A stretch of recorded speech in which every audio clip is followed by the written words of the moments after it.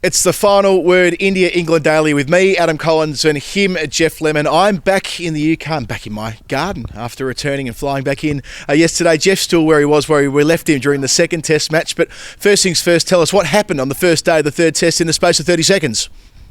In 30 seconds, it didn't work out well for England. It was a pink ball test. They won the toss. They stacked their team with seamers. They elected to bat, and then they got bowled out by a spin for 112. Zak Crawley made 53, and no one else made anything to speak of.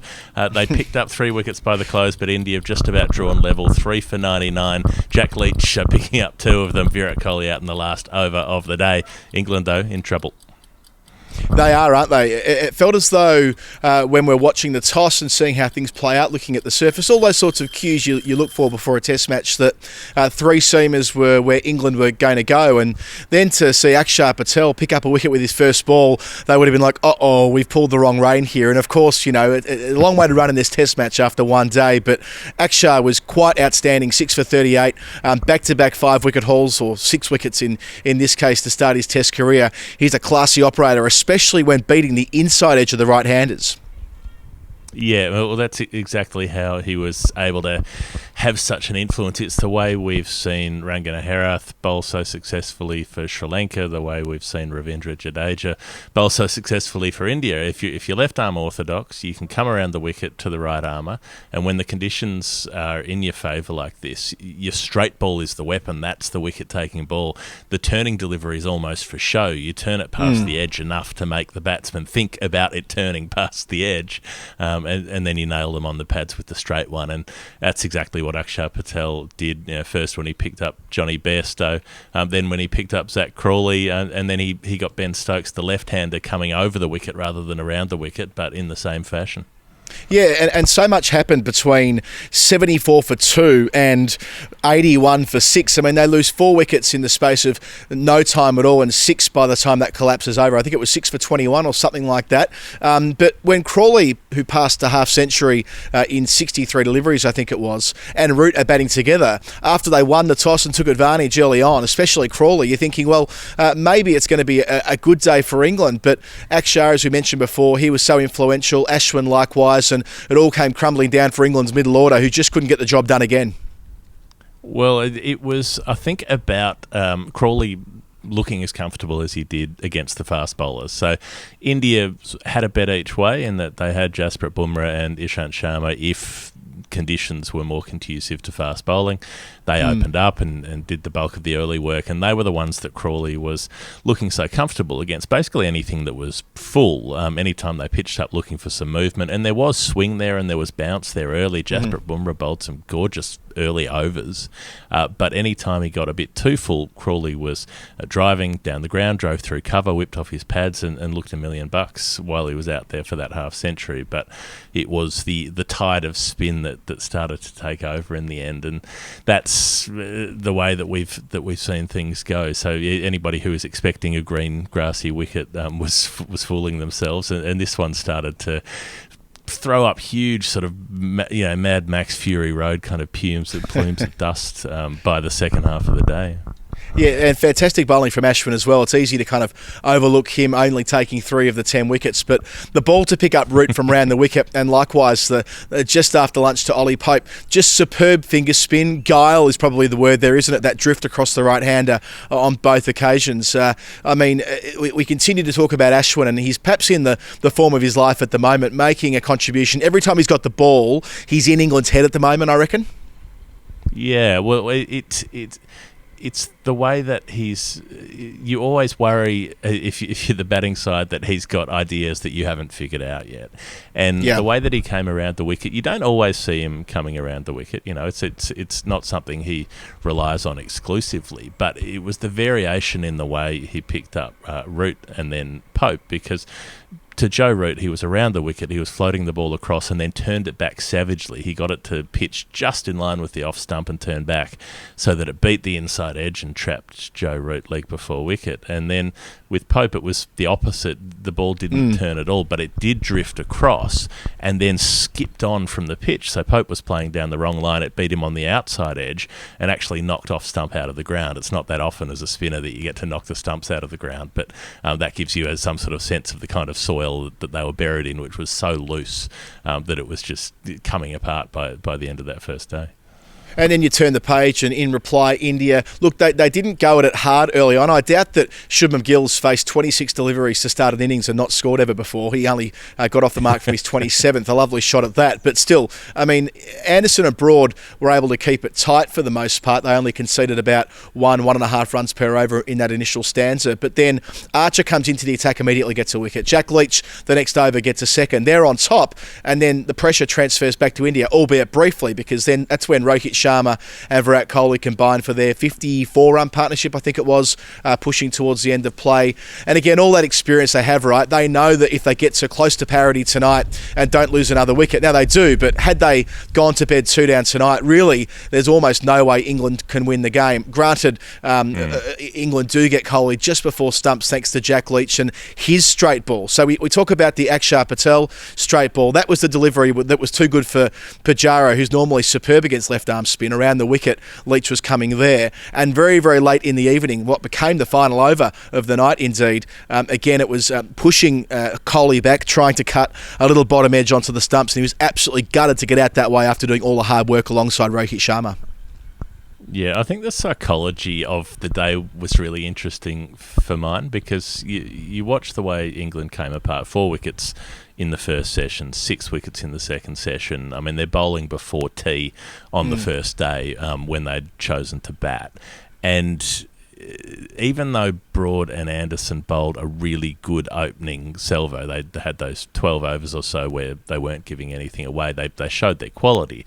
There was still the sense that that India just needed to weather that and that things would change. And they did change with runs and with the wicket. So when Archer came on the extra pace, it did mean that that Rohit Sharma was able to hook him away for boundaries, as well as Archer being able to break through and get the wicket of Shubman Gill trying a pull shot that wasn't really there, trying to fetch it from outside off stump.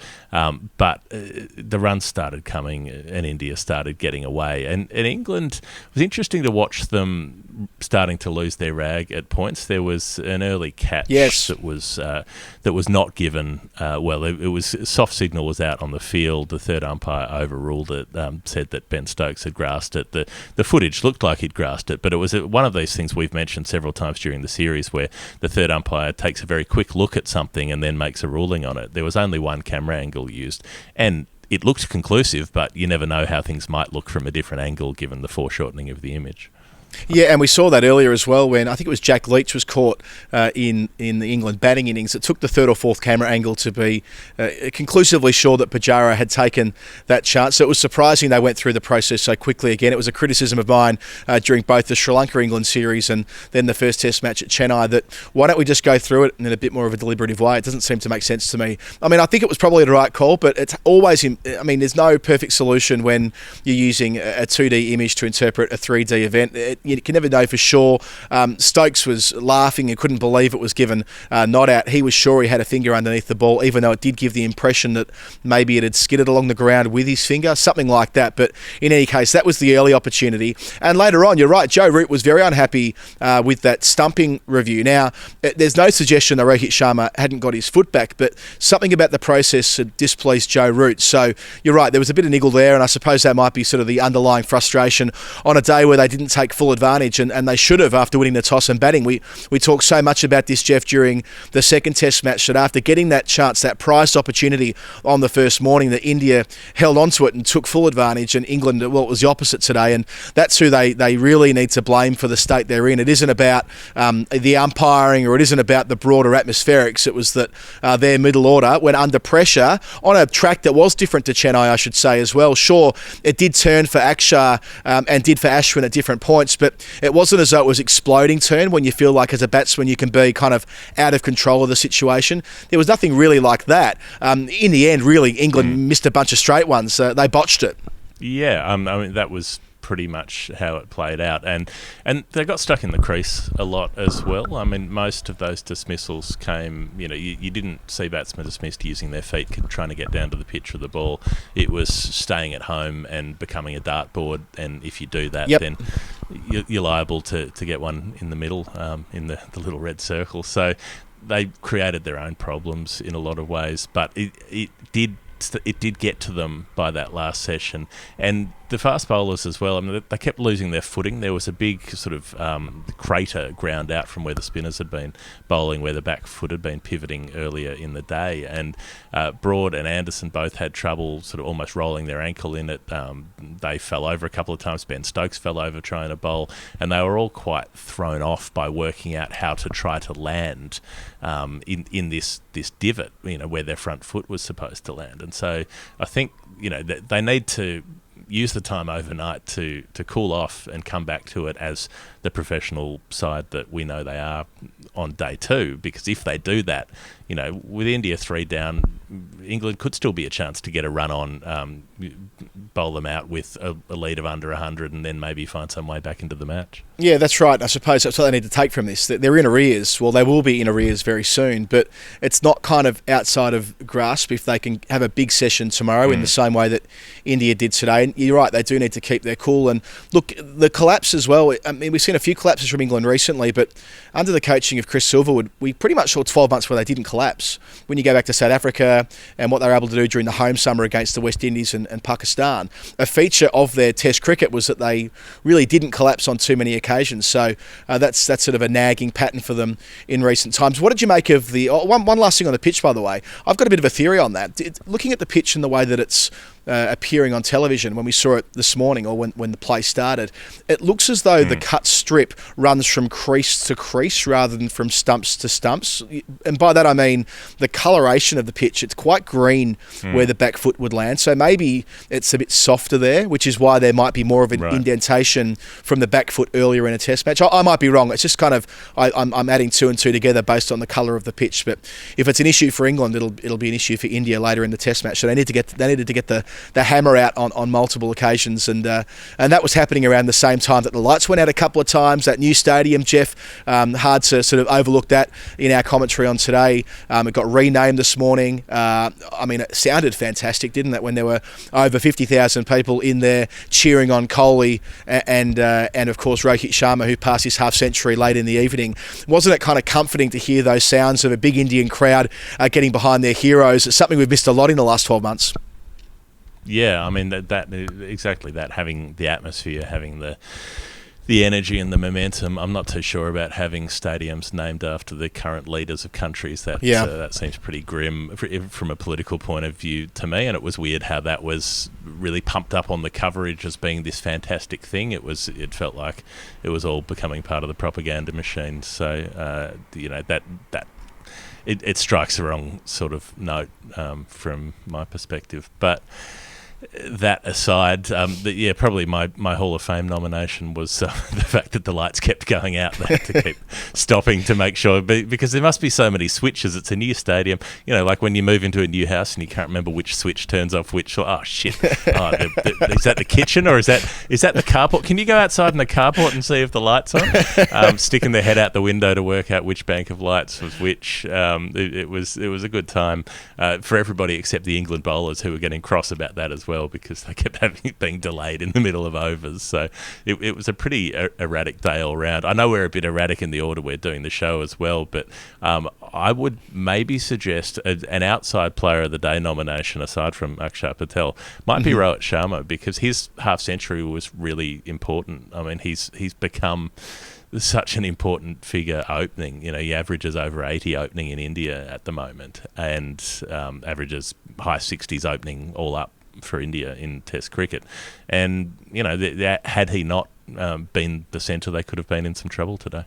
Yeah, I agree with that. Axar's my player of the day, but Rohit Sharma, I mean, we saw how important first innings runs were last week, and Rohit was responsible for the majority of those for India, and I suppose he's on a similar trajectory so far today. My Hall of Fame is actually from quite early in the day, and we had the no-ball klaxon back in force when India were bowling. There weren't that many no-balls in the second test at Chennai from an England perspective, but we saw plenty of them this time around, and that klaxon went off twice in an Ishant Sharma over, but between times that's when he picked up the wicket of Dom Sibley. So he's overstepped, I think it was on the third and the fourth ball of the over, but between that, the next legal delivery picked up the wicket. So it serves to pick the moments to overstep. Of course, they went through the process and checked that wasn't a no ball, as they always do, but and also just how loud that klaxon is. It's taken me a couple of test matches to realise that the klaxon sounds just like the start of the Klaxons song at Landers to Interzone, which was a big dance floor what do we say?